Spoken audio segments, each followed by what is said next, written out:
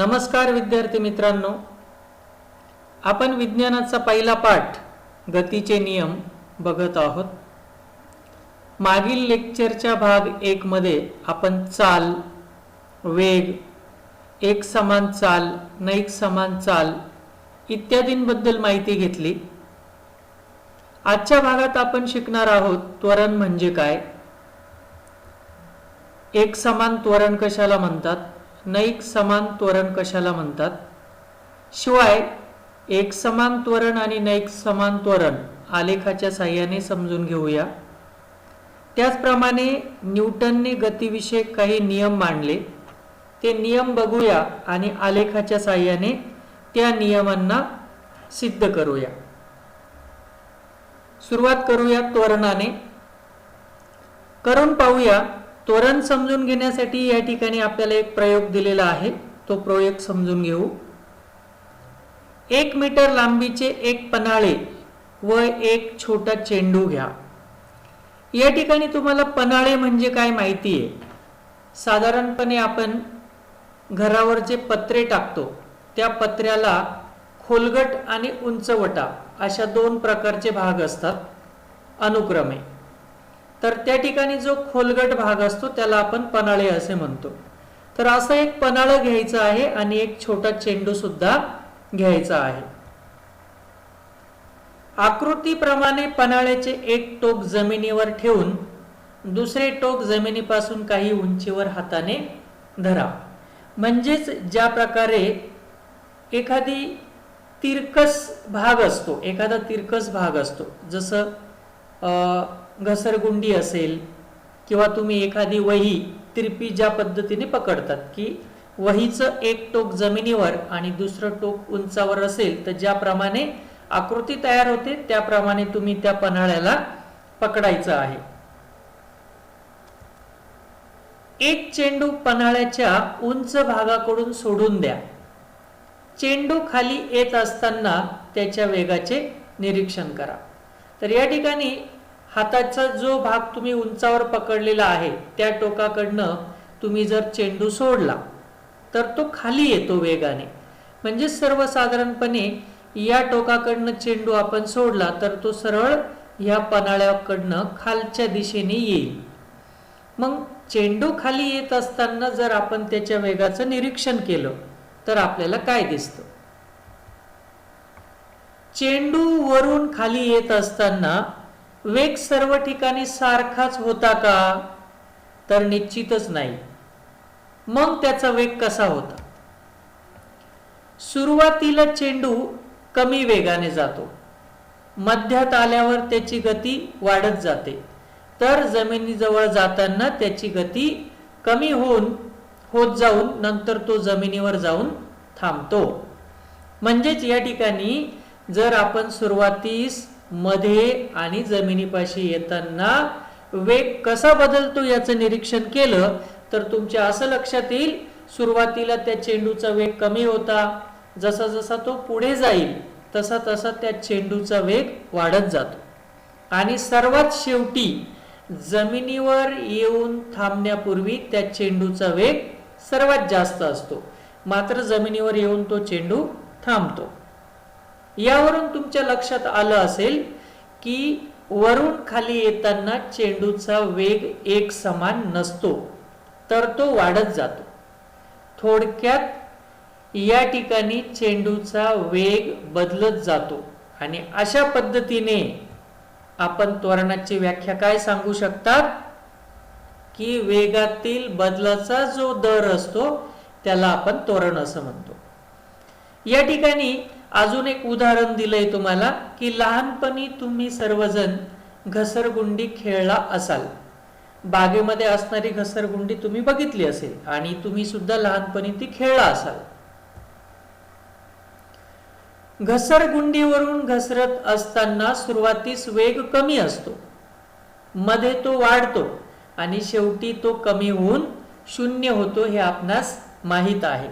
म्हणजे स्वतः तुम्ही सुद्धा याचा अनुभव घेतला असेल की घसरगुंडीवरून खाली येताना सुरुवातीला वेग कमी असतो, मध्यभागी तो त्यापेक्षा निश्चित वाढलेला असतो आणि शेवटी सर्वात जास्त असतो. मात्र जमिनीवर जेव्हा तुमचे पाय टेकतात तेव्हा तुमचा वेग पुन्हा 0 झालेला असतो.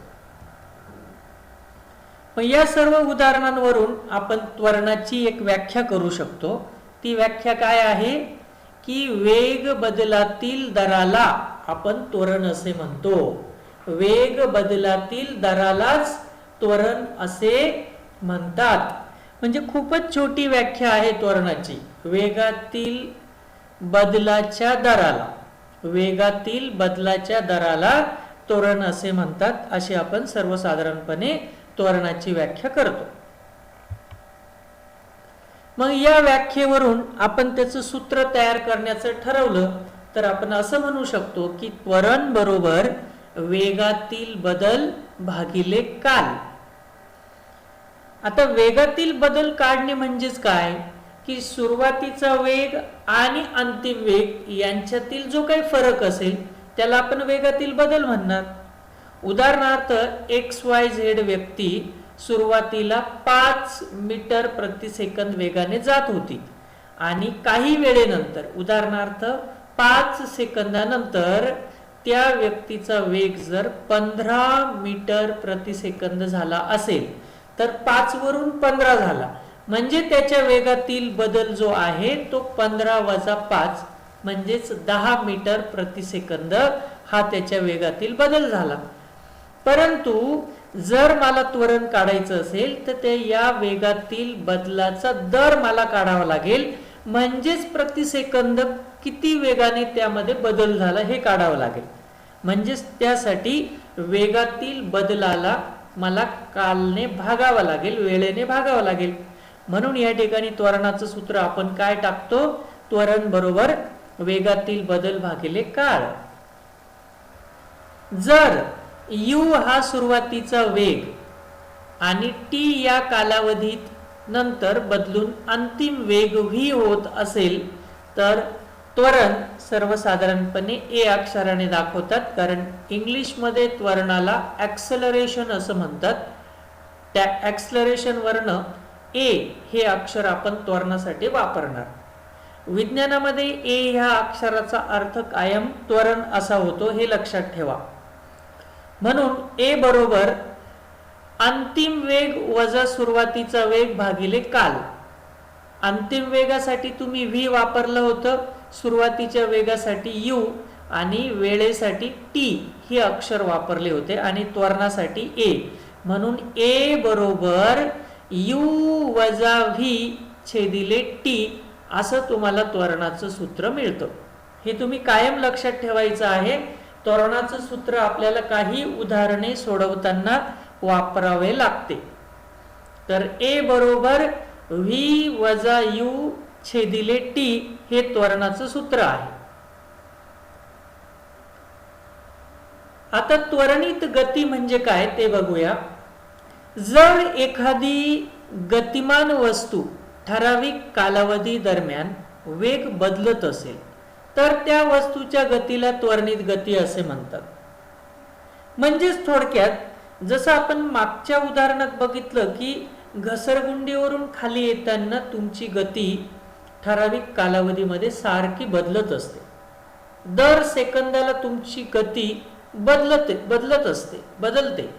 त्याचप्रमाणे पन्हाळ्यावरून वरच्या टोकावरून सोडलेल्या चेंडूचा वेग सुद्धा खाली येताना सारखा बदलत असतो.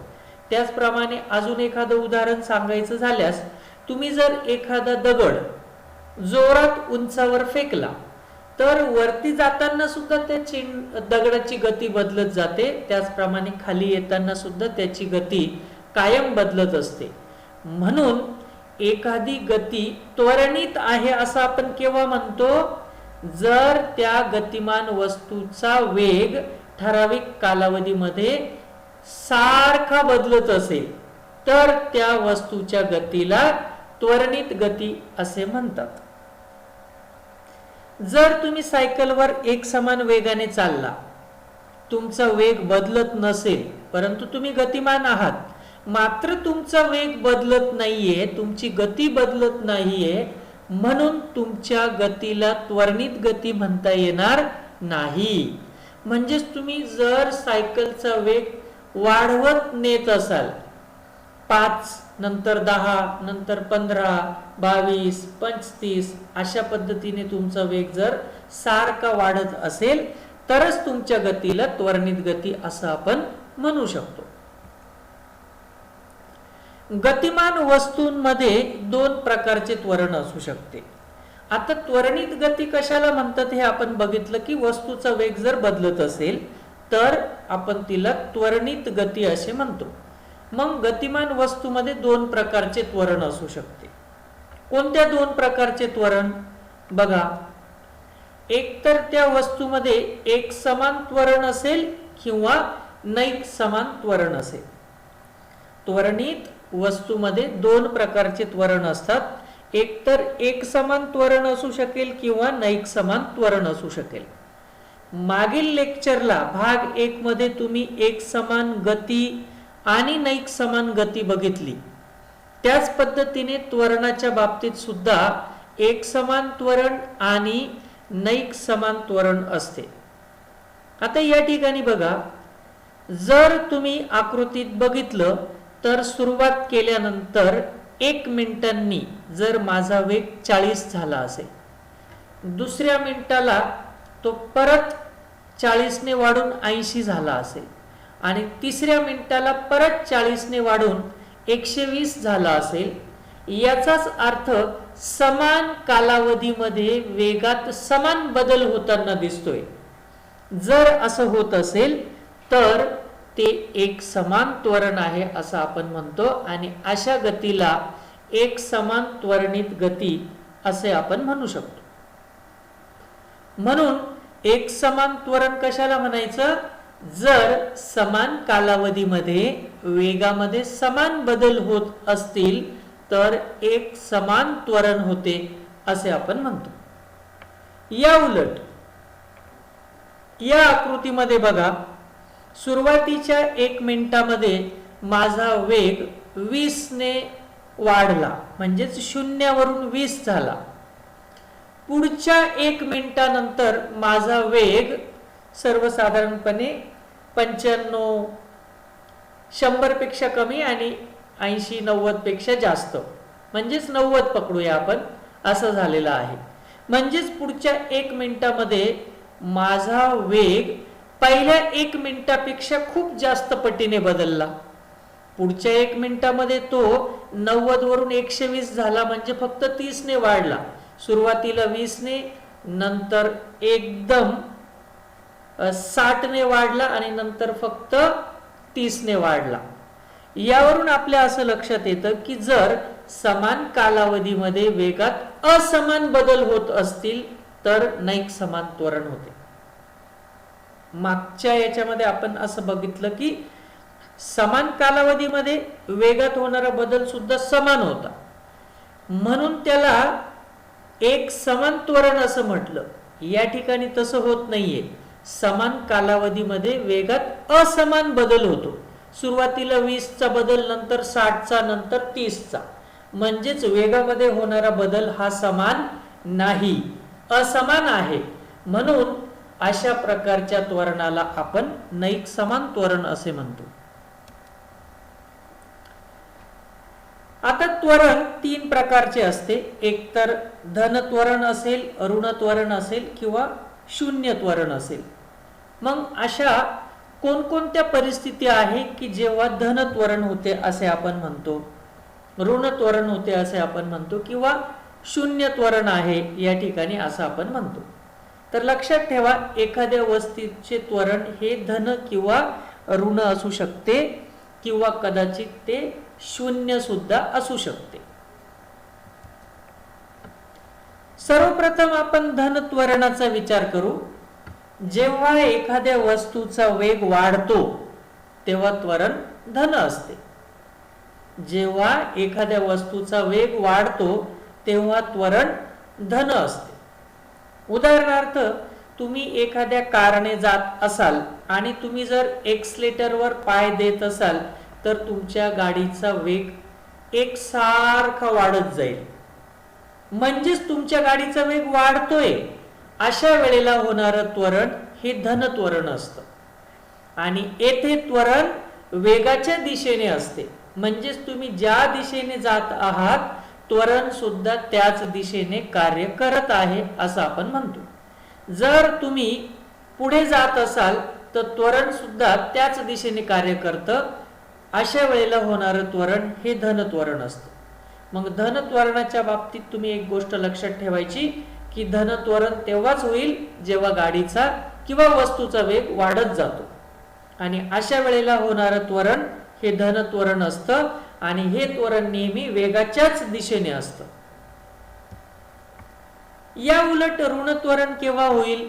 जेव्हा एखाद्या वस्तूचा वेग कमी होतो तेव्हा त्वरण ऋण असते आणि ऋण त्वरणालाच अवत्वरण किंवा मंदन असे म्हणतात. तर बऱ्याच वेळेला ऋण त्वरणाऐवजी अवत्वरण किंवा मंदन असे शब्दप्रयोग केले जातात. तर मंदन किंवा अवत्वरणाचा अर्थ त्वरणच आहे परंतु ते ऋण त्वरण असतं, एवढंच तुम्ही लक्षात ठेवायचं. ऋण त्वरण हे वेगाच्या विरुद्ध दिशेने असते हे सुद्धा तुम्हाला लक्षात ठेवावं लागेल. जसं आपण बघितलं की धन त्वरण केव्हा होते? जेव्हा वस्तूचा वेग वाढत जातो आणि जर ते धन त्वरण असेल तर ते वस्तू ज्या दिशेने जात आहे त्याच दिशेने कार्य करते. मात्र ऋण त्वरण केव्हा होते? जेव्हा वस्तूचा वेग कमी होत जातो तेव्हा ऋण त्वरण आहे असे आपण म्हणतो आणि ऋण त्वरण हे वेगाच्या दिशेच्या विरुद्ध दिशेने कार्य करत असतं. उदाहरणार्थ तुमच्या गाडीच्या समोर जर अचानक कोणी आलं असेल किंवा एखादं स्पीड ब्रेकर आलं असेल तर तुम्ही ब्रेक मारतात. त्यावेळेला तुमच्या गाडीचा वेग कमी होतो म्हणजेच त्यावेळेला त्या गाडीवर ऋण त्वरण कार्य करतं किंवा त्या गाडीवर अवत्वरण किंवा मंदन होत आहे असं आपण म्हणतो. मग गाडी जरी पुढच्या दिशेने जात असली तरी तुम्ही ब्रेक मारून त्या गाडीच्या दिशेच्या विरुद्ध दिशेने त्वरण लावलेलं आहे. म्हणून ऋण त्वरण हे वेगाच्या दिशेच्या विरुद्ध दिशेने कार्य करत असतं, हे तुम्ही लक्षात ठेवलं पाहिजे. आणि या उलट शून्य त्वरण कधी होतं? जेव्हा वेग स्थिर असतो त्यावेळेला होणारं त्वरण शून्य असतं. म्हणजेच आता तुमच्या गाडीचा वेग एक समान 40 किलोमीटर प्रति तास असेल आणि त्या वेगामध्ये काहीच बदल होत नसेल तर निश्चित तुमच्या गाडीवर कार्य करणारं त्वरण हे स्थिर असतं, शून्य असतं. लक्षात घ्या, शून्य त्वरण केव्हा म्हणतो? जेव्हा गाडीचा वेग स्थिर असतो, एक समान असतो. कारण वेगात बदल झाला तरच आपण त्या वस्तूला त्वरणित गतीमध्ये आहे असं आपण म्हणतो. मग वेगात बदल होतच नसेल तर त्या वस्तूवर त्वरण कार्यच करत नाहीये म्हणजेच त्वरण शून्य आहे असं आपण म्हणू शकतो. यानंतर आपण बघणार आहोत एक समान गतीसाठी अंतर काळ आलेख. एक समान गतीसाठी अंतर काळ आलेख. त्यासाठी आपल्याला एक सारणी दिलेली आहे. खालील सारणीत एका गाडीने ठराविक वेळेमध्ये कापलेले अंतर दिलेले आहे. जर तुम्ही सारणीकडे बघितलं तर तुमच्या सारणीमधील वेळ हा एक समान बदलतोय. म्हणजेच प्रत्येक 10 सेकंदानंतर एका गाडीने किती अंतर कापलं ते आपल्याला मीटरमध्ये दिलेलं आहे. म्हणजेच वेळ आणि अंतर असं आपल्याला या सारणीमध्ये दिलेलं आहे. तर सारणीतील वेळेकडे बघितल्यास 0, 10, 20, 30, 40, 50, 60, 70 यावरून प्रत्येक 10 सेकंदानंतर आपल्याला अंतर मोजायचं आहे. अंतराकडे बघितल्यानंतर तुमच्या असं लक्षात येतं की 0, 15, 30, 45, 60, 75, 90 आणि 105. या ठिकाणी तुमच्या लक्षात यायला पाहिजे की समान वेळेमध्ये समान अंतर जर एखादी वस्तू जात असेल तर निश्चित तिचा वेग किंवा तिची गती एक समान असली पाहिजे. कारण आपण एक समान गती मागील लेक्चरला भाग 1 मध्ये बघितले की समान कालावधीमध्ये वस्तू समान अंतर जात असेल तर तिची गती एक समान असते. या ठिकाणी आपण एकसमान गतीसाठीच अंतर आणि काळ यांचा आलेख बघतोय. म्हणजेच या उदाहरणामध्ये दिलेली गती ही एकसमान गती आहे. त्यानुसार एक्स अक्षावर काल व वाय अक्षावर वेळ घेऊन आलेख काढा. तर बघूया.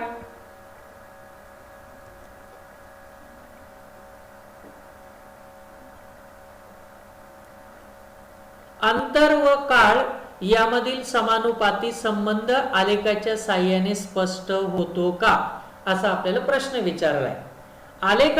आलेखाकडे बघितल्यानंतर तुमच्या लक्षात येईल की 0 वेळेमध्ये 0 मीटर अंतर कापलं होतं. म्हणून पहिला बिंदू आपला एक्स आणि वाय अक्ष एकमेकांना ओ या बिंदूत छेदतात, तेथे आपला पहिला बिंदू आलेला आहे. त्यानंतर 10 सेकंदामध्ये आपण कापलेलं अंतर 15 मीटर आहे. म्हणून 10 आणि 15 परस्परांना ज्या बिंदूत छेदतात तिथे आपला दुसरा बिंदू आलाय. नंतर 20 सेकंदात 30 मीटर अंतर आहे. म्हणून 20 आणि 30 यांचा छेदनबिंदूपाशी आपला तिसरा बिंदू. अशा पद्धतीने आपण जेव्हा बिंदू स्थापतो, अगदी सुरुवातीपासून विचार केल्यास या ठिकाणी पहिला, इथे दुसरा, इथे तिसरा, चौथा, पाचवा, 6वा, 7वा आणि 8वा. म्हणजेच एकूण 0 सेकंदामध्ये 0 मीटर अंतर, 10 सेकंदात 15 मीटर, 20 सेकंदात 30 मीटर, 30 सेकंदात 45 मीटर. अशा पद्धतीने शेवटच्या 70 सेकंदामध्ये 105 मीटर. म्हणून 70 एक्स अक्षावरील 70 आणि वाय अक्षावरील 105 हे परस्परांना ज्या बिंदूत छेदतात तो आपला शेवटचा बिंदू. मग या बिंदूंकडे बघितल्यावर तुमच्या काय लक्षात आलं की हा आलेख एक सरळ रेषा आहे. म्हणजेच जर अंतर आणि काल यांचा आलेख काढल्यावर जर तो एक सरळ रेषा असेल तर निश्चित ती गती एक समान गती असते असं आपण म्हणू शकतो. मग एक समान गतीमध्ये वस्तू समान कालावधीत समान अंतर कापते. हे आपण मागील भाग 1 मध्ये सुद्धा बघितलं होतं. एक समान गतीच्या व्याख्येमध्ये समान कालावधीत समान अंतर जर वस्तू कापत असेल तर तिला आपण एक समान गती असं म्हणतो. आणि हे अंतर काल आलेखावरील सरळ रेषा दर्शवते. जर ती रेषा सरळ असेल तरच ती गती एक समान गती आहे असं आपण म्हणू शकतो. जर अंतर आणि काळ हा आलेख सरळ रेषा नसती तर निश्चितच त्या गतीला आपण नैक समान गती असं म्हटलं असतं. सरळ रेषा दर्शवते की ती गती एक समान गती असली पाहिजे. म्हणजेच अंतर काल आलेखावरील सरळ रेषेचा चढ काढल्यास तो काय दर्शवतो. अंतर काल आलेखावरील सरळ रेषेचा चढ काढल्यास तो काय दर्शवतो. आता रेषेचा चढ कसा काढतात तर रेषेवरील कोणतेही 2 बिंदू घ्या. उदाहरणार्थ या ठिकाणी 30, 20 आणि शेवटचा जो 70 आहे, या 2 बिंदूंच्या दरम्यानचा जर आपण चढ काढण्याचा प्रयत्न केला तर तो चढ आपल्याला काय दर्शवतो असा प्रश्न विचारलाय. तर अंतर काल आलेखावरील सरळ रेषेचा चढ काढल्यास तो स्थिर असतो आणि तो चालही एक समान एक रेषीय असल्याचे दर्शवतो. म्हणजेच या ठिकाणी या सरळ रेषेवर इतके सारे बिंदू दिसतात, परंतु तुम्ही कोणत्याही 2 बिंदूंच्या दरम्यानचा जर चढ काढला तर त्याचं उत्तर स्थिर येईल आणि ते उत्तर आपल्याला त्या वस्तूची चाल दर्शवतात. आणि ती चाल एक समान आणि एक रेषीय असल्याचं आपल्याला आलेखावरून स्पष्ट दिसतं.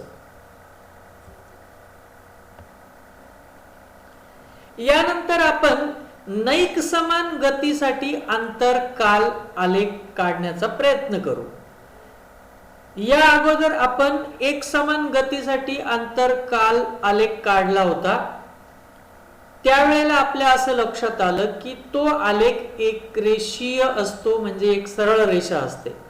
जर गती नैक समान असेल, नैक समान गती केव्हा असते? जेव्हा एक समान कालावधीमध्ये एखाद्या वस्तूने कापलेलं अंतर एक समान नसतं, असमान असतं, तेव्हा त्या गतीला आपण नैक समान गती असं म्हणतो. मग अशा नैक समान गतीसाठी जर आपण आंतर काल आलेख काढण्याचा प्रयत्न केला तर तो आलेख कसा येईल ते बघूया.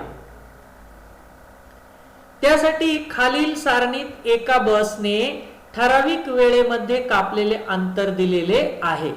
बघूया ती सारणी. तर ती सारणी जी आहे त्यामध्ये आपल्याला असं दिसलं की जर एक्स अक्षावर काल आणि वाय अक्षावर अंतर घेऊन जर त्या सारणीप्रमाणे आपण आलेख काढला असता तर तो तुम्हाला जसा दिसतोय त्या पद्धतीने दिसला असता. तर अंतर व काल यामधील समानुपाती संबंध आलेखाच्या साहाय्याने स्पष्ट होतो का? तर नाही. या ठिकाणी कुठलीही समानता आपल्याला दिसत नाही अंतर आणि कालामध्ये. म्हणजेच या ठिकाणी गती नैक समान आहे असं आपण म्हणू शकतो, किंवा या उलट नैक समान गतीसाठी जर आपण अंतर काल आलेख काढला तर ती सरळ रेषा येत नाही हे आपल्याला कळतं. येथे कालानुसार अंतरात नैक समान बदल होतो, म्हणजेच इथे गती नैक समान आहे. मग या ठिकाणी आपण जो आलेख काढला होता त्यासाठीचा तक्ता आपल्याला या ठिकाणी दिसतोय. येथे आपल्याला वेळेमध्ये होणारा बदल एक समान दिसतोय. 0, 5, 10, 15, 20, 25, 30, 35. म्हणजेच प्रत्येक 5 सेकंदानंतर वस्तूने कापलेलं अंतर जर आपण बघितलं तर ते 0, 7, 12, 20, 30, 41, 50, 58. म्हणजेच पहिल्या 5 मिनिटांमध्ये 7 मीटर अंतर गेलेली दिसते वस्तू. पुढच्या 5 मिनिटांमध्ये 5 मीटर अंतर गेली. त्याच्या पुढच्या 5 मिनिटांमध्ये 8 मीटर गेलेली आहे. त्याच्या पुढच्या 5 मिनिटांमध्ये 10 मीटर. त्याच्या पुढच्या 5 मिनिटात 11 मीटर. त्याच्या पुढच्या 5 मिनिटात 9 मीटर. त्याच्या पुढच्या 5 मिनिटात 8 मीटर. म्हणजेच समान कालावधीमध्ये समान अंतर कापलेलं नाही वस्तूने, म्हणून त्या वस्तूची गती ही नैक समान आहे असं आपण म्हणतो. आणि जर वस्तूची गती नैक समान असेल तर अंतर काल आलेख ही सरळ रेषा नसते, हे तुमच्या लक्षात यायला हवं. जरा डोकं चालवा. यामध्ये असं म्हटलं आहे की एकसमान गती व नैक समान गतीसाठीच्या अंतर काल आलेखात तुम्हाला काय फरक दिसून येतो? तर आपण इतक्यातच बघितलं की एकसमान गतीच्या आलेखामध्ये आलेख हा सरळ रेषेचा असतो, तर नैक समान गती असेल तर तो सरळ रेषेचा नसतो. यामध्ये तुम्हाला चित्रावरून लक्षात आलं असेल की एकसमान गती आणि नैक समान गतीसाठीच्या अंतर काल आलेखामध्ये काय फरक दिसतो तुम्हाला. तर एक समान गती व नैक समान गतीचे अंतर काल आलेख बघितले असता एक समान गतीचा आलेख हा सरळ रेषा असून त्याचा चढ स्थिर असतो आणि तो चढ आपल्याला त्या वस्तूची चाल किंवा गती दर्शवतो. या उलट नैक समान गतीचा आलेख हा थोडी वक्र रेषा असून त्याचा चढ स्थिर नसतो, कारण त्या ठिकाणी वस्तूची चाल एक समान नसते, ती बदलत असते. यानंतर आपण बघूया एक समान गती करता वेग काल आलेख. एक समान गतीचा अर्थ असा की या ठिकाणी आपल्याला गती बदलत आहे असं दिसत नाही. आपण एक समान गती करता वेग आणि अंतर यांचा आलेख बघितला. आता आपण एक समान गती करता वेग आणि काळ यांचा आलेख बघतोय. गोंधळ करू नका. वेग आणि अंतराचा आपण आलेख बघितला एकसमान गतीसाठी. आता एकसमान गतीसाठीच आपण वेग आणि काळ यांचा आलेख बघणार आहोत. मग त्यासाठी आपण एका रेल्वेचं उदाहरण घेतलं होतं. तुमच्या लक्षात आलं असेल की या ठिकाणी एक रेल्वे गाडी एक समान वेगाने प्रति तास 60 किलोमीटर याप्रमाणे 5 तास सातत्याने गतिमान आहे. म्हणजेच एका तासामध्ये ती 60 किलोमीटर अंतर जाते, पुढच्या 1 तासामध्ये सुद्धा 60 जाते, पुढच्या 1 तासामध्ये सुद्धा 60 जाते. अशा पद्धतीने ती 5 तास सलग 5 तास 60 किलोमीटर प्रति तास या वेगाने जात आहे. या एकसमान गतीकरिता वेग आणि काल यांच्यातील बदल वेग काल आलेखाने आकृतीमध्ये दर्शवला आहे. तर ती आकृती आपण बघूया. या ठिकाणी रेल्वे गाडीचा वेग 60 किलोमीटर प्रति तास आहे आणि तो एक समान आहे हे लक्षात घ्या. ती सलग 5 तास त्या वेगाने जात आहे आणि आपल्याला वेग आणि काल यांच्यातला आलेख दर्शवायचा आहे. मग या ठिकाणी तुम्ही जर आलेखाकडे बघितलं तर तुमच्या असं लक्षात येईल की आपण एक्स अक्षावर 1 2 3 4 5 6 7 असे तास दाखवलेले आहे, म्हणजे काळ दर्शवलेला आहे. आणि या उलट वाय अक्षावर आपण त्या रेल्वेचा वेग दर्शवलेला आहे किलोमीटर प्रति तास. मग 1 तासाने सुद्धा त्या रेल्वे गाडीचा वेग 60 होता, 2 तासातही 60 होता, 3ऱ्या तासालाही 60 होता, 4थ्या तासालाही 60 होता आणि 5व्या तासाला सुद्धा 60 होता, कारण ती एक समान वेगाने चाललेली आहे. म्हणून या रेषेवर किंवा या आलेखावर जर आपण बिंदू स्थापले आणि ते बिंदू जोडले तर आलेखामध्ये जी तुम्हाला हिरवी रेषा दिसते बाणाच्या साहाय्याने तो तुमचा आलेख झाला. म्हणजे ती समान सरळ रेषा तर आहे परंतु एक्स अक्षाला समांतर दिसते. याच्या अगोदर आपण जे बघितलं ती सरळ रेषा होती परंतु ती आरंभबिंदू मधून गेलेली तिरकस रेषा होती. या ठिकाणी मात्र आपण काल आणि वेगाचा आलेख दर्शवतो. जेव्हा काल आणि अंतराचा आलेख तुम्ही बघितला तेव्हा ती सरळ रेषा होती परंतु एक्स अक्षाला समांतर नव्हती. या ठिकाणी आपण जो काल आणि वेग यांचा आलेख बघतोय ती रेषा आपल्याला एक्स अक्षाला समांतर दिसते. मग आलेखावरून आपल्याला पहिला प्रश्न असा विचारलाय की रेल्वेने 2 ते 4 तासांच्या दरम्यान कापलेले अंतर कसे काढता येईल. मग आकृतीत जर बघितलं तर T1 T2 सुरुवातीचा वेळ त्यांनी 2 तासापासून अंतिम वेग म्हणजे 4 तासापर्यंत रेल्वेने किती अंतर कापलं. मग T1 जिथे सुरू झाला त्या बिंदूला आपण D नाव दिलं. तुम्ही एक्स अक्ष बघा आलेखामध्ये आणि T2 या वेळेपाशी जाईस्तोवर तो C बिंदू घेतलेला आहे आपण. मग याचं उत्तर आपण कशा पद्धतीने काढू शकतो. तर आलेखाकडे बघितल्यानंतर तुमच्या असं लक्षात येईल की चौकोन ABCD चे क्षेत्रफळ या ठिकाणी तो फक्त चौकोन नाहीये तर आपल्याला तो आयत दिसतो कारण त्याच्या समोरासमोरील बाजू समान आहे, प्रत्येक कोन काटकोनात आहे म्हणजेच तो आयत आहे.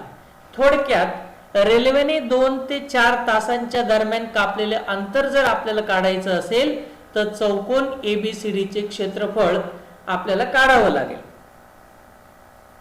म्हणून रेल्वेने कापलेले अंतर बरोबर चौकोन ABCD चे क्षेत्रफळ. परंतु तो चौकोन आयत असल्यामुळे त्या ABCD चे क्षेत्रफळ काढायची म्हणजेच त्याची लांबी आणि रुंदी यांचा गुणाकार करावा लागेल. मग त्याची लांबी कोणती तरी एक पकडा, जसं की AD ही लांबी आणि CD ही जर त्याची रुंदी पकडली तर AD म्हणजे त्या गाडीचा वेग होता. जर तुम्ही AD अंतर बघितलं तर A बिंदूपाशी 60 हा आकडा दिसतो आपल्याला आणि या उलट CD अंतर जर तुम्हाला काढायचं असेल तर आपण भूमितीमध्ये बघितलेलं आहे की रेषेवरील 2 बिंदूंमधील अंतर आपण कसं काढतो. मोठ्या निर्देशकातून लहान निर्देशक वजा करून, म्हणजेच तुम्हाला CD अंतर काढायचं असेल तर 4 मधून 2 वजा केल्यास तुम्हाला त्याचं उत्तर 2 मिळतं. आणि AD अंतर हे 60 दिलेलं आहे, म्हणून 60 गुणिले 2 बरोबर 120 किलोमीटर. याचाच अर्थ 2 ते 4 या तासांच्या दरम्यान रेल्वेने कापलेलं अंतर 120 किलोमीटर असेल, हे आपल्याला कळतं. पुढचा प्रश्न विचारला आहे की 2 ते 4 तासांच्या दरम्यान रेल्वे गाडीने कापलेल्या अंतराचा व आकृतीतील एका चौकोनाच्या क्षेत्रफळाचा संबंध आहे का? इथे गाडीचे त्वरण किती आहे? तर निश्चित त्या आकृतीतील चौकोनाचं क्षेत्रफळ आणि त्या गाडीने कापलेलं अंतर यामध्ये निश्चित संबंध आहे. काय संबंध दिसतो आपल्याला की आकृतीतील चौकोनाचे क्षेत्रफळ व रेल्वे गाडीने 2 ते 4 तासांच्या दरम्यान कापलेले अंतर हे समान असते. आणि या ठिकाणी गाडीचं त्वरण मात्र 0 का आहे? कारण गाडीचा वेग बदलत नाही. आपण 0 त्वरणाच्या वेळेला असं बघितलं की जर एखाद्या वस्तूचा वेग स्थिर राहत असेल, बदलत नसेल, कमी होत नसेल आणि वाढतही नसेल, एक समान असेल, तेव्हा त्या वस्तूचं त्वरण 0 असतं. मग या ठिकाणी सुद्धा आपल्याला असं दिसतं की आपल्या गाडीचं त्वरण 0 आहे, कारण त्या रेल्वेचा वेग बदलत नाहीये, तो स्थिर आहे. 60 किलोमीटर प्रति तास या एक समान वेगाने ती रेल्वे गाडी जात असल्यामुळे त्या गाडीचे त्वरण 0 असेल. आणि ते आपण असंही काढू शकतो की त्वरण बरोबर वेगातील बदल भागिले काल. आणि येथे वेगातील बदल म्हणजेच अंतिम वेग वजा सुरुवातीचा वेग, परंतु गाडीचा अंतिम वेग सुद्धा 60 आहे आणि सुरुवातीचा वेग सुद्धा 60 आहे, म्हणजेच 60 वजा 60 केल्यास तो 0 येतो. म्हणून त्वरण बरोबर वेगातील बदल भागिले काल या सूत्रामध्ये किमती टाकल्यास वेगातील बदल 0, तर वेळ जो आहे तो 2 तास, मग 0 भागिले 2 चं उत्तर येतं 0. म्हणून त्या रेल्वे गाडीचं त्वरण 0 आहे असं आपण म्हणतो. या ठिकाणी एक समान त्वरणित गती करता वेग काल आलेख आपण बघतोय. ठराविक कालावधीनुसार एका कारच्या वेगात होणारे बदल सारणीमध्ये दिलेले आहे. ठराविक कालावधीनुसार एका कारच्या वेगात होणारे बदल या सारणीमध्ये दिलेले आहे. आता मागच्या उदाहरणात आणि या उदाहरणामध्ये आपल्याला काय बदल दिसतो की मागच्या उदाहरणामध्ये एक समान गतीसाठी आपण वेग काल आलेख बघितला. आता आपण हा आलेख जो बघतोय तो एक समान त्वरणित गतीसाठी. आणि एक समान त्वरण केव्हा म्हणतो आपण? जेव्हा गती एक समान पद्धतीने बदलत असते. म्हणजेच मागचा आलेख सुद्धा वेग काल आलेख होता आणि हा सुद्धा वेग काल आलेख आहे, परंतु त्या दोन्ही आलेखांमध्ये फरक असा आहे की त्या ठिकाणी गाडीचा वेग स्थिर होता, या ठिकाणी गाडीचा वेग बदलत आहे, मात्र एक समान पद्धतीने. तिकडे दर 1 तासानंतर गाडीचा, म्हणजे त्या ठिकाणी जे उदाहरण आपण घेतलं होतं रेल्वेचं, त्या रेल्वेचा वेग 1 तासालाही 60 होता, दुसऱ्या तासालाही 60 होता, तिसऱ्या तासालाही 60 होता, चौथ्या 5व्या तासाला सुद्धा 60 होता. परंतु या ठिकाणी आपण जे कारचं उदाहरण घेतोय त्या तक्त्यावरून, सारणीवरून तुमच्या लक्षात येईल की प्रत्येक 5 सेकंदानंतर गाडीचा वेग वाढत जातो आहे.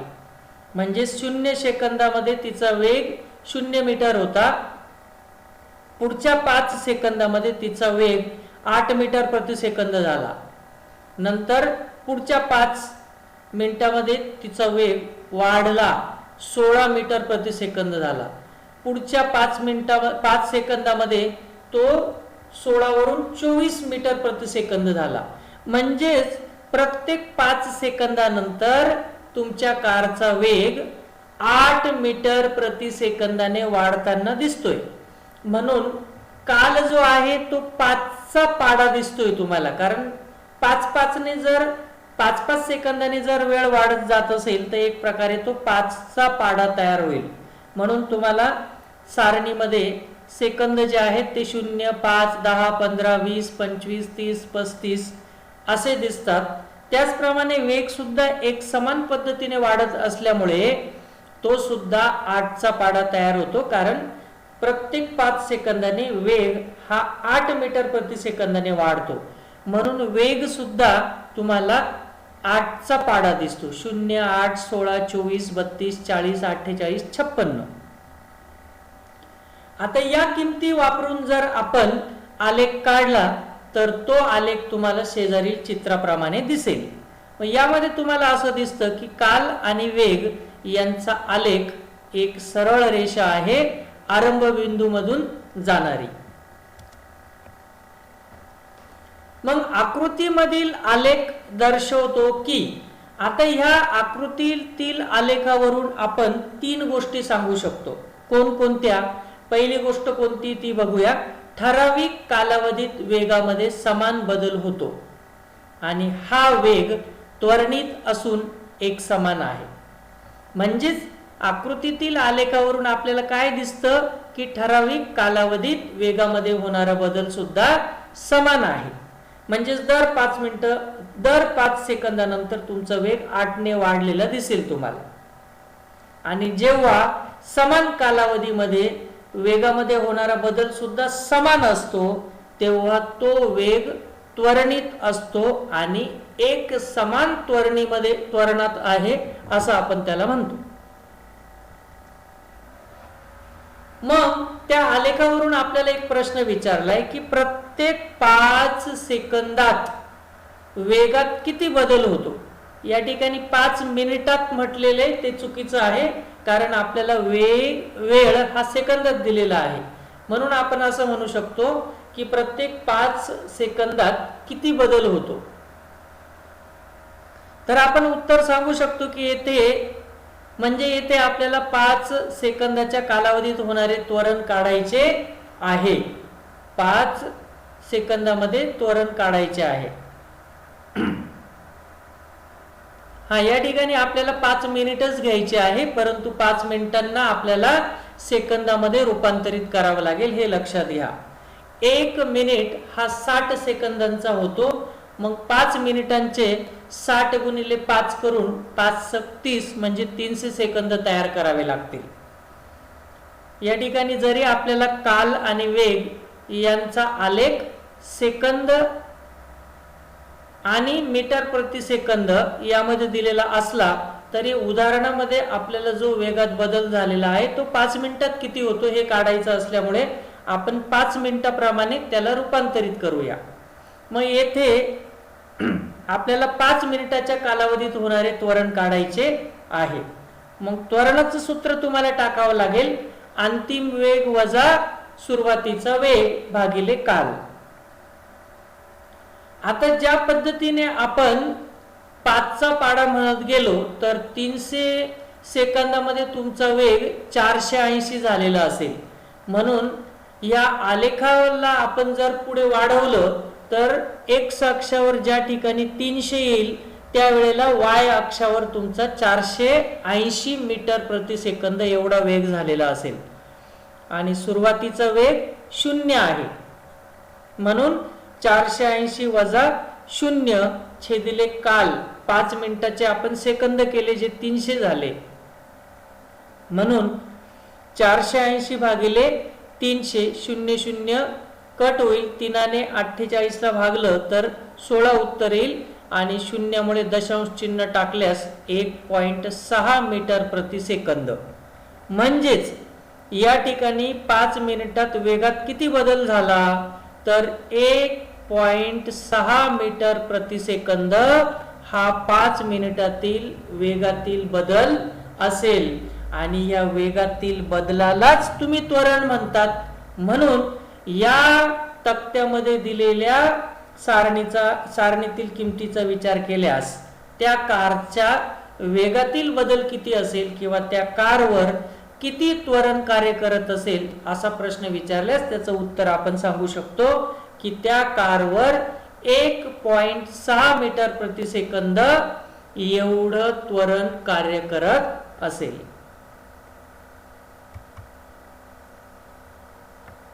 नंतर दुसरी गोष्ट आपल्याला अशी दिसली त्या आलेखावरून, कारण आपण आलेखावरून काय काय दिसते हे आपण बघतोय.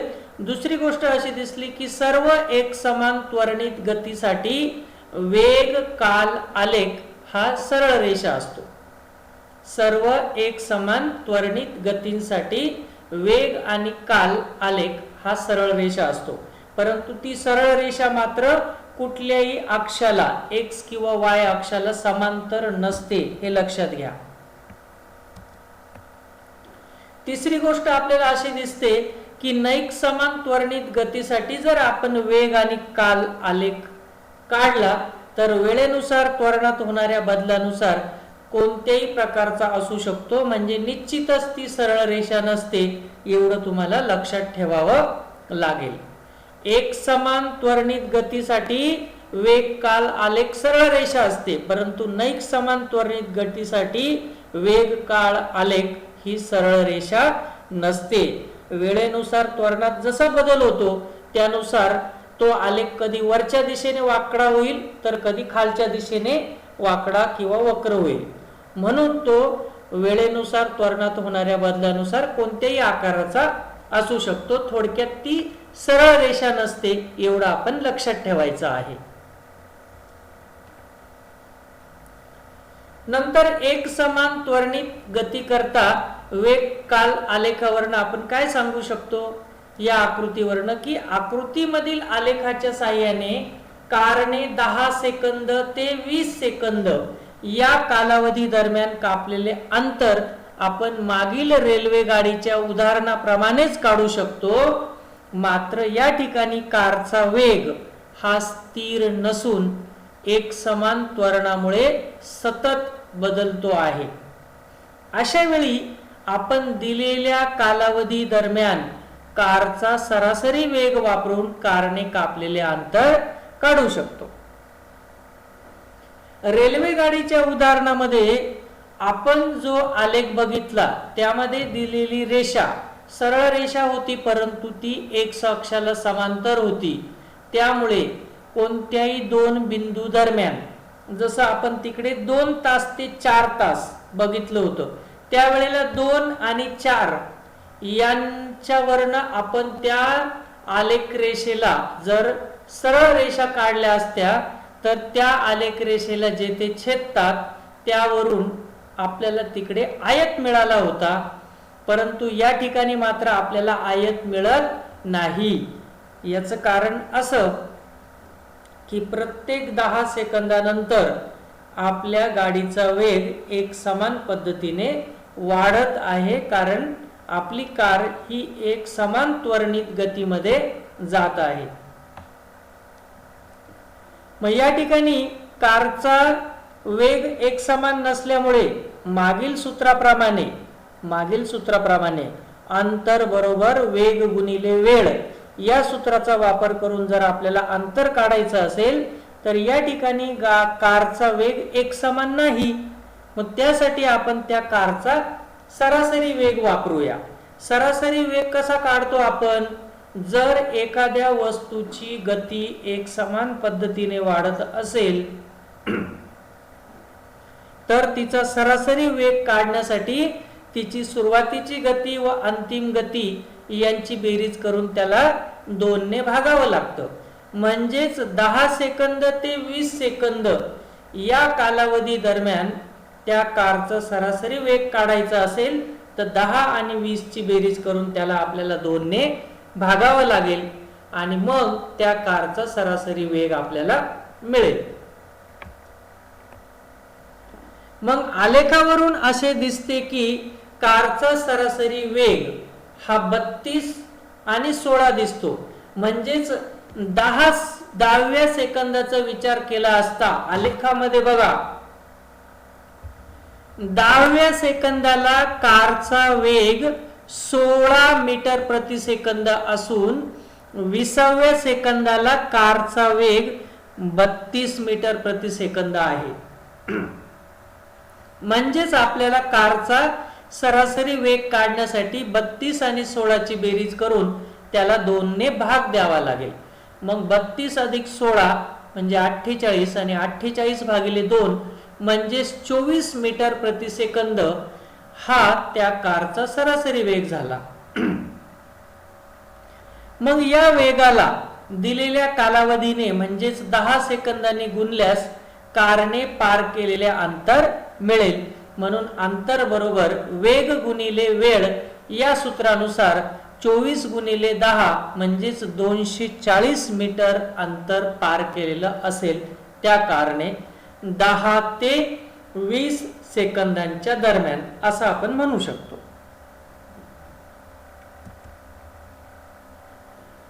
आता या अगोदर आपण जे उदाहरण घेतलं होतं रेल्वेचं, त्यामध्ये आपण सूत्राच्या साहाय्याने म्हणजेच वेग गुणिले वेळ यानुसार अंतर काढलं होतं. नंतर त्याची पडताळणी करून बघितली होती की हे उत्तर त्या चौकोनाच्या म्हणजेच त्यावेळेला आपल्याला आयत मिळाला होता त्या आयताच्या क्षेत्रफळा इतके येते का, तर ते येत होतं. म्हणजेच वस्तूने कापलेलं अंतर म्हणजेच त्या दोन वेळेदरम्यान जो चौकोन तयार झाला त्या चौकोनाच्या क्षेत्रफळा इतकं ते यायला पाहिजे. मग आता मागील उदाहरणाप्रमाणे कारने कापलेले अंतर सुद्धा चौकोन ABCDच्या क्षेत्रफळा एवढे असेल याची आपण पडताळणी करून बघूया. परंतु तुम्ही जर आकृतीत बघितलं तर तो चौकोन ABCD हा आयत नसून समलंब चौकोन आहे. म्हणजेच आपल्याला लांबी गुणिले रुंदी अशा प्रकारचं त्या चौकोनाच्या क्षेत्रफळाचं सूत्र वापरता येणार नाही. त्याऐवजी आपण त्या चौकोनाला दोन भागांमध्ये रूपांतरित करू. ते म्हणजे चौकोन AECD आणि त्रिकोण ABE ह्या दोन भूमितीय आकृत्यांच्या क्षेत्रफळांची बेरीज म्हणजेच त्या चौकोन ABCD चे ते क्षेत्रफळ झाले. मग या ठिकाणी आपल्याला असं दिसतंय की एरिया ऑफ चौकोन ABCD म्हणजे चौकोन ABCD चे क्षेत्रफळ बरोबर चौकोन AECD आकृतीत नीट बघा AECD आणि त्रिकोण ABE या दोघांची बेरीज केल्यावर आपल्याला ABCD चं क्षेत्रफळ मिळेल. मग या ठिकाणी चौकोन AECD मात्र आयत दिसतो म्हणून त्याच्या क्षेत्रफळासाठी आपण लांबी गुणिले रुंदी म्हणजेच AD लांबी आणि DC रुंदी पकडल्यास AD गुणिले DC करू शकतो अधिक त्रिकोण ABE च क्षेत्रफळ 1/2 गुणिले पाया गुणिले उंची या त्रिकोणाच्या क्षेत्रफळाप्रमाणे टाकू शकतो. म्हणून 1/2 गुणिले त्याचा पाया दिसतोय आपल्याला BE सारखा आणि त्याची उंची दिसते AE सारखी.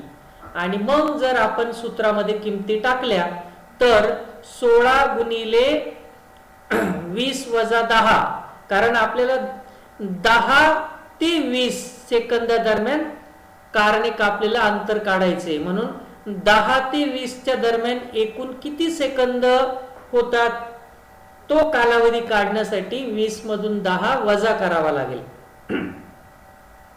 नंतर BE ची किंमत काढण्यासाठी B या बिंदूपाशी वेग 32 आहे, E पाशी 16 म्हणून BE अंतर काढण्यासाठी 32 मधून 16 वजा करावे लागतील आणि त्या ठिकाणचा वेळ सुद्धा 10 सेकंद आहे. आणि ह्या सगळ्या एकूण किमती टाकून सोडवल्यानंतर आपल्याला उत्तर मिळालं 240 मीटर. आणि सूत्राच्या साहाय्याने सुद्धा 24 गुणिले 10 त्याचं सुद्धा उत्तर मागच्या वेळेला 240 मीटर आलेलं दिसतंय आपल्याला. म्हणजेच सूत्रावरून काढलेलं उत्तर सुद्धा 240 मीटर आहे आणि त्या चौकोन ABCD चं क्षेत्रफळ सुद्धा 240 मीटर येतं. म्हणजेच आपण त्या कारने कापलेलं अंतर सूत्राच्या साहाय्याने आणि चौकोनाच्या क्षेत्रफळा एवढं सुद्धा त्याचं उत्तर येतं, याची पडताळणी करून बघितली. म्हणजेच कारने कापलेले अंतर व चौकोन ABCD चे क्षेत्रफळ 240 मीटर म्हणजेच समान आहे, हे आपल्याला या ठिकाणी लक्षात आलेलं आहे. तर तुम्हाला आकृतीमध्ये जो लाल भाग दिसतो त्या चौकोनाचं क्षेत्रफळ म्हणजेच त्या कारने कापलेलं एकूण अंतर ते सूत्राच्या सहाय्याने सुद्धा 240 मीटर आलं होतं आणि त्या चौकोनाचं क्षेत्रफळ काढून केल्यावर सुद्धा 240 मीटर आलेलं होतं. याची आपण पडताळणी सुद्धा करून बघितली. यानंतर आपण बघणार आहोत आलेख पद्धतीने गतिविषयक समीकरण सिद्ध करणे. लक्षात घ्या, न्यूटनने वस्तूच्या गतीचा अभ्यास केला आणि नंतर गतिविषयक 3 समीकरणांचा संच मांडला आणि त्या समीकरणांनाच आपण गतिविषयक समीकरणे असे म्हणतो. आता न्यूटनने सांगितलेली 3 गतिविषयक समीकरण कोणती किंवा त्या 3 समीकरणांचा संच कोणता ते आपण बघूया. या ठिकाणी एका रेषेत गतिमान वस्तूचे विस्थापन, वेग, त्वरण व काल यातील संबंध या समीकरणामध्ये मांडला गेलेला आहे. विस्थापन म्हणजे त्या वस्तूने कापलेलं अंतर आणि विज्ञानामध्ये त्यासाठी एक विशिष्ट चल वापरतात. विस्थापनासाठी S, वेगासाठी V, त्वरणासाठी A आणि कालासाठी T. म्हणजेच काल T, त्वरण A, वेग V, विस्थापन S असेल तर न्यूटनने सांगितलेली ती 3 समीकरणं विस्थापन, वेग, त्वरण आणि काल यांच्यातील परस्पर संबंध आपल्याला सांगतात. तर बघूया आलेख पद्धतीने गतिविषयक समीकरण आपण कशा पद्धतीने सोडवू शकतो किंवा सिद्ध करू शकतो. या ठिकाणी आपल्याला असं म्हटलंय की एक वस्तू सुरुवातीला u वेगाने सरळ रेषेत गतिमान आहे. एक वस्तू सुरुवातीला u वेगाने सरळ रेषेत गतिमान आहे. ती वस्तू म्हणजे हा चेंडू पकडा. तुम्ही त्या चेंडूला जर लात मारली तर तो चेंडू u वेगाने गतिमान होईल. तो सुरुवातीचा वेग पकडूया आपण त्याचा. t वेळेमध्ये तिच्यामध्ये a त्वरण निर्माण झाल्याने ती अंतिम वेग v गाठते व तिचे विस्थापन s असते. मग जेव्हा एखादी वस्तू जिचा सुरुवातीचा वेग t आहे त्या वस्तूवर जर तुम्ही काही बल लावलं तर त्या वस्तूवर त्वरण निर्माण होईल. त्वरण निर्माण होतं म्हणजेच तिचा वेग बदलतो. याचाच अर्थ t वेळेमध्ये a त्वरण लावल्यामुळे त्या वस्तूचा अंतिम वेग v होत असेल तर त्या वस्तूने t वेळेमध्ये कापलेलं अंतर ज्याला आपण विस्थापन असं म्हणणार ते आपण s मानूया.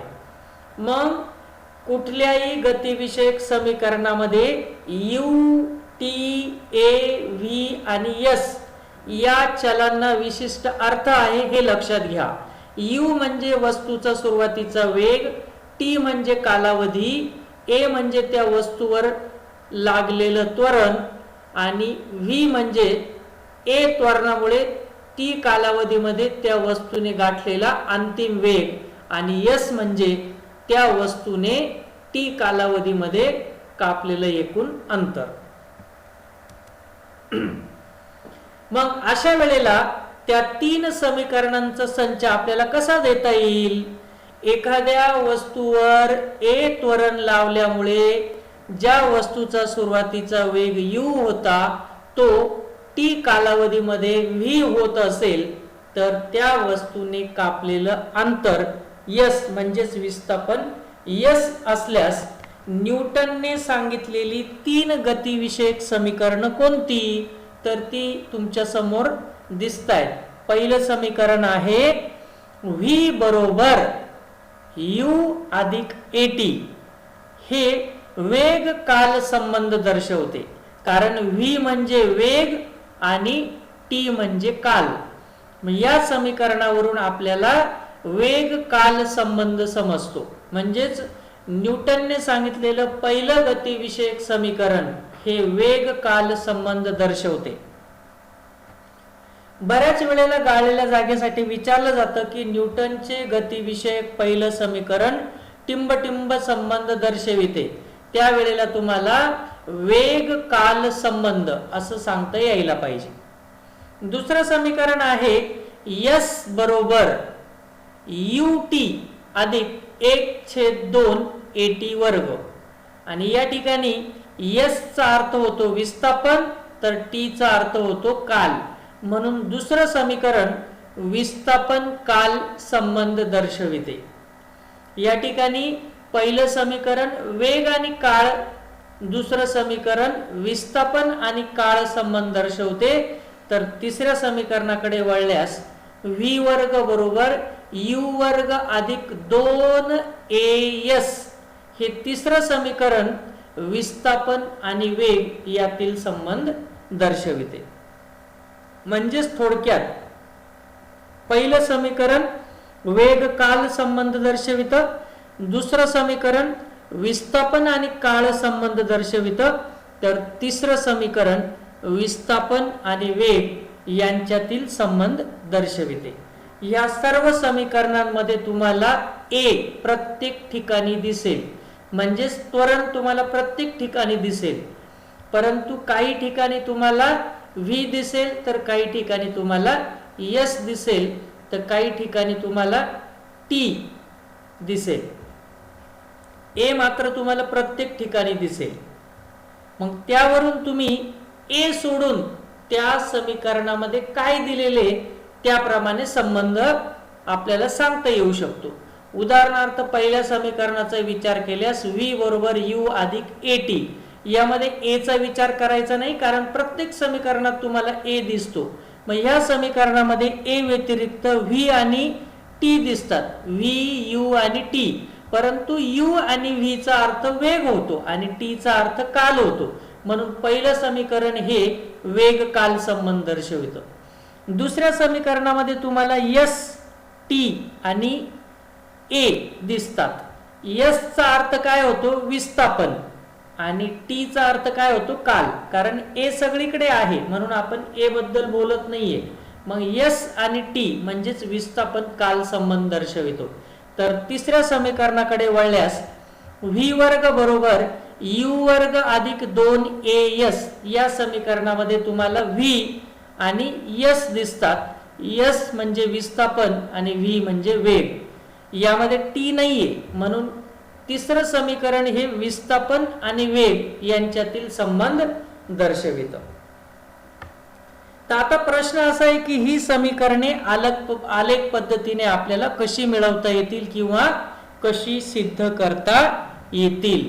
आणि ह्या प्रत्येक समीकरणाला आलेख पद्धतीने सिद्ध करा असा मोठा प्रश्न येतो.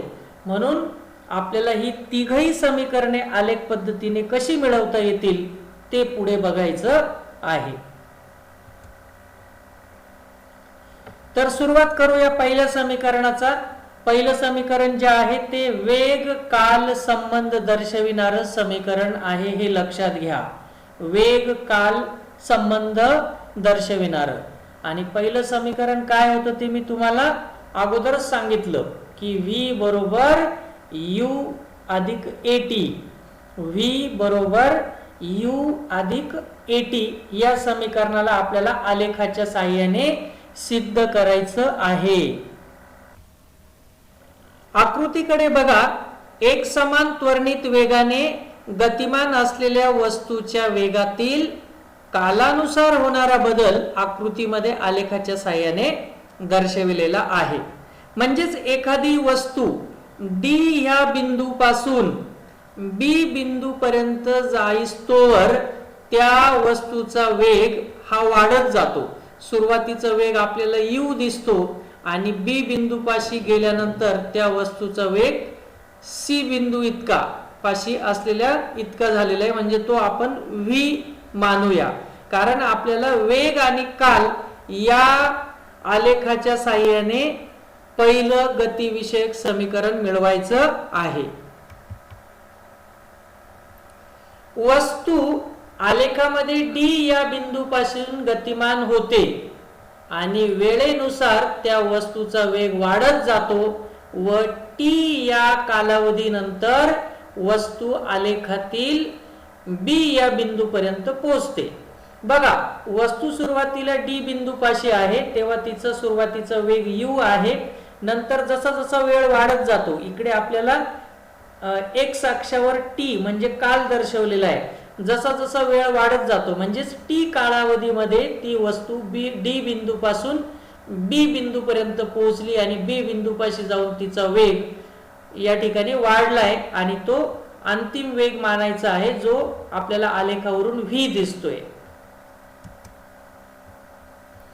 मग आलेखातील किमतींकडे बघून आपण सुरुवात करूया. वस्तूचा सुरुवातीचा वेग जो u मानतो आपण, तो आकृतीमध्ये आपल्याला दिसतोय की ओडी.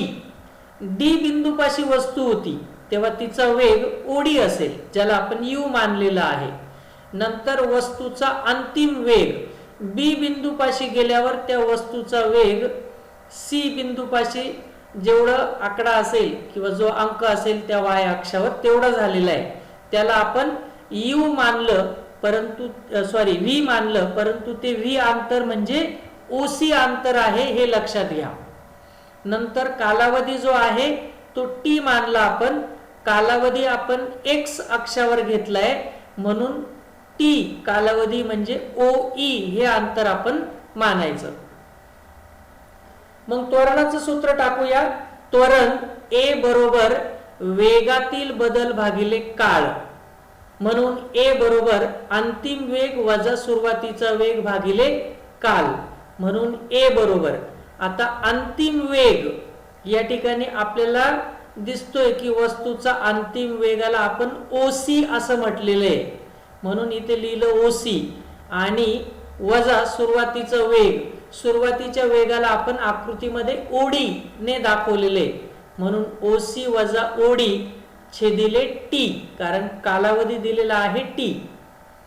परंतु नीट जर बघितलं तर आकृतीमध्ये OC मधून जर आपण ओडी वजा केला, OC मधून जर ओडी वजा केला तर आपल्याला CD हे अंतर मिळतं. CD थोडक्यात OC वजा ओडी ची किंमत आकृतीमध्ये जर बघितली तर आपल्याला CD मिळतं. मग A बरोबर OC वजा OD च्या जागेवर जर आपण CD किंमत टाकली तर A बरोबर CD छेद T असं आपल्याला सूत्र तयार झालेलं दिसतं. आता हा T इकडे भागिले तो इकडे A ला येऊन गुणिला होईल, म्हणून CD बरोबर AT, हा A इकडे येऊन गुणिला झाला म्हणून AT बरोबर CD हे तुमचं समीकरण नंबर 1. आता समीकरण नंबर 1 मध्ये CD ची किंमत AT इतकी एवढं आपण लक्षात ठेवायचं. आपली आकृती तीच आहे परंतु CD ची किंमत AT सारखी आहे हे लक्षात घ्या. त्याला आपण समीकरण नंबर 1 म्हटलं होतं. मागच्या पेजवरची 1 नंबरचं जे समीकरण आहे CD बरोबर AT, हेच मी पुढे लिहिलंय की CD ची किंमत AT इतकी आहे, ज्याला मी समीकरण 1 म्हणतो. आता आपण काय करूया, आकृतीमधील B बिंदूतून Y अक्षास समांतर रेषा काढा. B बिंदूतून ह्या Y अक्षाला समांतर रेषा काढा. ती X बिंदूला E बिंदूत छेदते आणि त्याचप्रमाणे आकृतीमधील D बिंदूतून या X अक्षाला समांतर रेषा काढा जी BE रेषेला A बिंदू मध्ये छेदते. आणि मग आलेखावरून आपल्याला असं दिसतं की BE हे अंतर म्हणजेच BA आणि AE या दोन रेषाखंडांची ती बेरीज आहे. आकृतीकडे बघा, BE हे अंतर म्हणजेच BA अधिक AE यांची बेरीज आहे. आणि मग जर आपण किमती टाकल्या तर तुमच्या असं लक्षात येईल की V बरोबर CD अधिक OD, आणि यामध्ये आपल्याला असं दिसतं की BE ची किंमत जी आहे, BE ची किंमत ही CD सारखी आहे, CE सारखी आहे, म्हणून V बरोबर CD अधिक OD. याचं कारण या ठिकाणी आकृतीमध्ये जो BA दिसतो तो CD सारखा आहे आणि आकृतीमध्ये जो AE दिसतो तो DO सारखा आहे किंवा त्याला OD म्हणू शकतात तुम्ही. म्हणून V बरोबर CD अधिक OD आणि म्हणून V बरोबर CD ची आपण समीकरण 1 मधली किंमत 80 जर टाकली तर V बरोबर 80 आणि OD ची किंमत तर आपण U घेतलेली आहे, म्हणून V बरोबर 80 अधिक U आणि त्याला सरळ केल्यास V बरोबर U अधिक 80 हे गतिविषयक पहिलं समीकरण आपल्याला मिळतं. हा प्रश्न परीक्षेला हमखास विचारला जातो की वेग काल संबंधाचे समीकरण आलेखाच्या साहाय्याने सिद्ध करा. तर तुम्हाला या ठिकाणी पेज नंबर हा आणि याच्या नंतरचा हा यावर जे मी एक्सप्लेन केलेलं आहे ते तुम्हाला सगळं लिहावं लागेल. यानंतर आपण पुढच्या सूत्राकडे वळूया, ज्याला आपण विस्थापन काल संबंधाचे समीकरण असं म्हणतो. त्यासाठी आपण सुरुवात करूया की समजा एखाद्या वस्तूने एक समान त्वरण A नुसार T कालावधीमध्ये S अंतर कापले आहे. म्हणजेच थोडक्यात त्या वस्तूचा वेग एक समान आहे, एक समान पद्धतीने वाढतो आहे असं आपण म्हणूया. कारण एक समान त्वरणाचा अर्थ काय होतो की समान कालावधीमध्ये वस्तूचा वेग समान पद्धतीने वाढत असेल तर त्यास एक समान त्वरण असं म्हणतात. तर या ठिकाणी ती वस्तू एक समान त्वरण A प्रमाणे T कालावधीमध्ये S अंतर कापते असं आपण मानल्यास आपल्याला या ठिकाणी वेग आणि काल यांचा आलेख काढावा लागेल. मग तुम्हाला आलेखामध्ये असं दिसतंय की X अक्षावर आपण काल घेतलेला आहे आणि Y अक्षावर आपण वेग घेतलेला आहे. मग आकृतीमधील आलेखावरून वस्तूने कापलेले अंतर चौकोन DBEO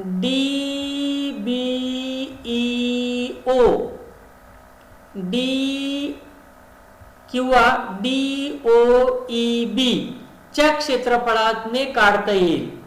जेव्हा एखादी वस्तू D बिंदू पासून B बिंदू पर्यंत T कालावधीत जाते आणि जर ती एक समान त्वरणित वस्तू असेल तर D बिंदू पासून B बिंदू पर्यंत जाईस्तोवर त्या वस्तूने किती अंतर कापलं हे आपण चौकोन DOEB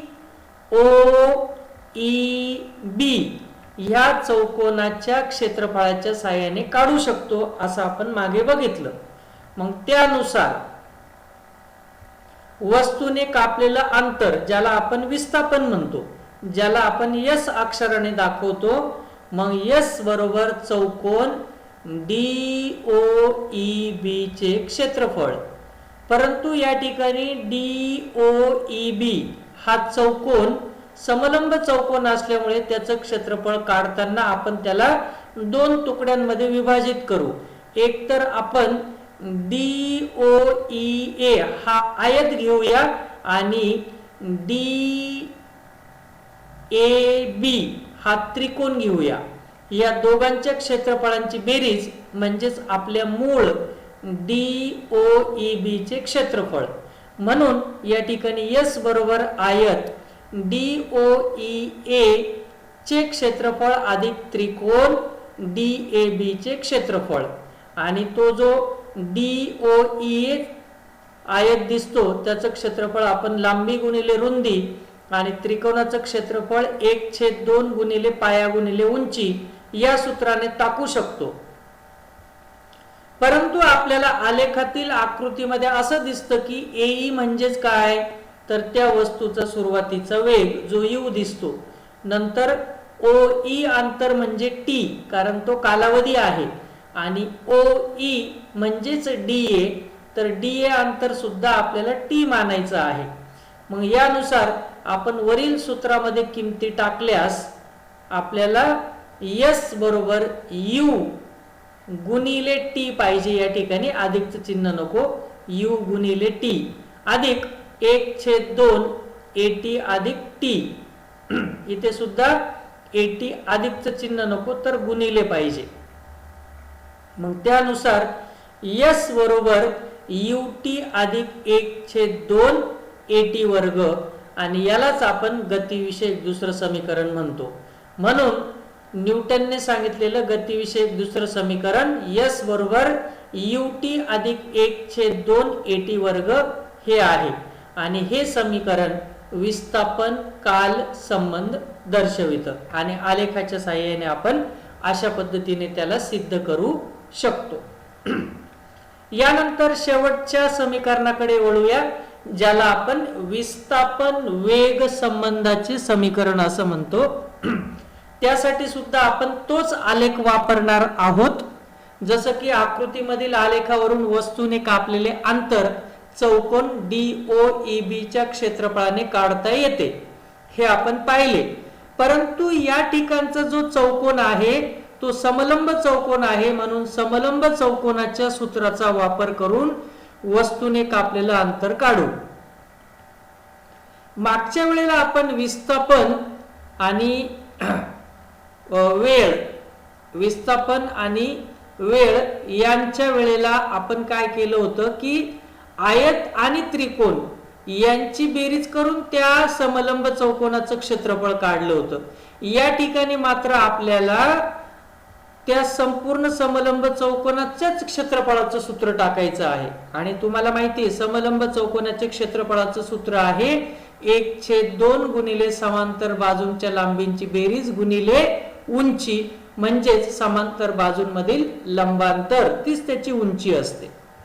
म्हणून यस बरोबर समलंब चौकोन DOEB चे क्षेत्रफळ, म्हणून यस बरोबर 1/2 गुणिले समांतर बाजूंच्या लांबीची बेरीज गुणिले समांतर बाजूंमधील लंबांतर, म्हणून यस बरोबर 1/2 गुणिले OD अधिक BE गुणिले OE. परंतु या ठिकाणी आपण जर त्या सर्व किमती टाकल्या, OD म्हणजे U, BE म्हणजे V आणि OE म्हणजे T, तर यस बरोबर 1/2 कंसात U अधिक T गुणिले U अधिक V गुणिले T. परंतु यस बरोबर V वजा U छेदिले T, तर या ठिकाणी हे यस नको, A पाहिजे. A बरोबर V वजा U छेदिले T असं पाहिजे ते. हीच किंमत आपण सूत्रामध्ये जर टाकली तर आपल्याला यस बरोबर 1/2 गुणिले OD अधिक B गुणिले OE. परंतु OD ची किंमत आपल्याला काय दिसते, U, BE ची V आणि OE ची T, म्हणजेच यस बरोबर 1/2 गुणिले U अधिक V गुणिले T. परंतु या ठिकाणी सुद्धा यस पाहिजे, यस बरोबर A पाहिजे, A बरोबर V वजा U छेदिले T. हा T तिकडे जाऊन गुणीला होईल आणि तो A इकडे येऊन भागीला होईल, म्हणून T बरोबर V वजा U छेदिले A. आणि ह्या समीकरण क्रमांक 2 मध्ये T च्या जागेवर जर आपण ही किंमत टाकली तर S ची किंमत मिळते 1/2 U अधिक V गुणिले V वजा U छेदिले A बरोबर. म्हणून S बरोबर V अधिक U गुणिले V वजा U छेदिले या 2चा आणि A चा गुणाकार होईल आणि 2A, म्हणून हा 2A इकडे भागीला आहे, तो तिकडे जाऊन गुणीला केल्यास 2AS बरोबर V अधिक U गुणिले V वजा U, आणि V अधिक U आणि V वजा U चा गुणाकार केल्यास A अधिक B गुणिले A वजा B चं उत्तर असतं A वर्ग वजा B वर्ग. त्या सूत्रानुसार आपण V अधिक U आणि V वजा U चा गुणाकार केल्यास तो येईल V वर्ग वजा U वर्ग. परंतु ती 2AS ची किंमत आहे आणि हा वजा U वर्ग जर तिकडे गेला तर तो अधिक होईल, म्हणजेच V वर्ग बरोबर U वर्ग अधिक 2AS हे गतिविषयक तिसरं समीकरण आपल्याला मिळतं. आणि हे तिसरं समीकरण आपल्याला वेग आणि विस्थापन यांचा संबंध दाखवतो. वेग आणि विस्थापन यांचा संबंध दाखविते. तर अशा पद्धतीने आज आपण न्यूटनची गतीविषयक तीनही समीकरणं सुद्धा बघितली. आज आपण इथे थांबूया. पुढचा राहिलेला भाग 3 मध्ये बघूया.